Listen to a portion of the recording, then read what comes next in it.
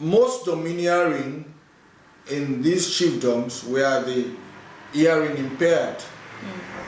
It was very, very difficult for this kind of people to survive in a community where nobody understood anything about sign language. So communication was a very serious problem. And we also found out that most of the children did not have any education. However, there was the will, there was the desire from some of the parents for these children to be educated, but they didn't know, they had no idea about how this can be possible. So the parents, most of them had some very good hearts, some very good thoughts for their children, but one thing we also found out was that the children had no hope.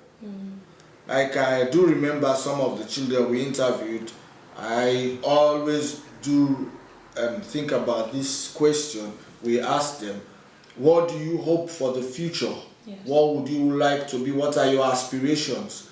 And you have situations where children will tell you nothing.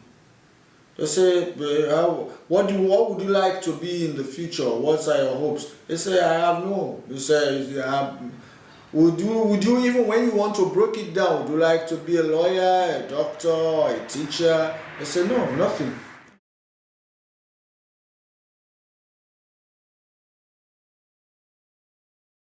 The survey Vision for the Blind and Children in Crisis are doing is very important because the results would act as a blueprint for our advocacy. We should be able to use these results to turn things around, because by now we have concrete proofs as to what exactly the constraints are, what the difficulties are, what the ugly situation is like for people with disabilities, children in particular, and how we need to change that. With all the charities, all the NGOs, the government of Sierra Leone has to take the lead in shouldering the responsibility for people with disabilities in Sierra Leone. It's only when there is a legal framework binding these, then it is possible for the government to take the lead, even though the government, like all other issues, would be constrained, but at least we should be happy to see the government taking the lead.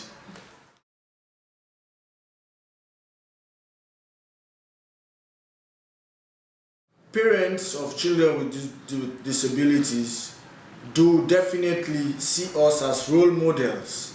That is why we try to go into the villages ourselves so that we can tell them, oh look, it's possible for your child to be educated, it's possible for your child to go to school, it's possible for your child to dress neat and tidy. And I am an example.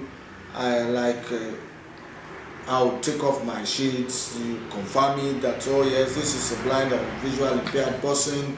And we do provide hope for these parents. By seeing us, they think that, oh yes, it's a fact that my child can be somebody better than I think this child is.